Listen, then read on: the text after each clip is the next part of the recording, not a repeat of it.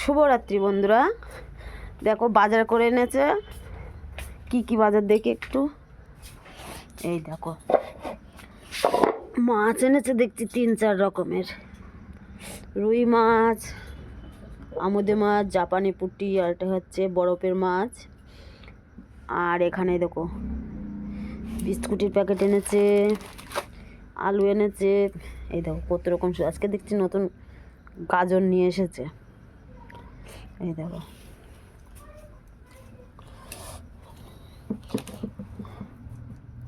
আরও সবজি এনেছে, বাজারে রেখে এসেছে বাবার কাছে। ছেলে রয়েছে দাদুর কাছে, তা বাবা নিয়ে আসবে। সবজি কিনেছে, কাঁচা সবজি, তাই মাছ কুটবো বলে তাই তাড়াতাড়ি করে বাজারটা নিয়ে আসলো।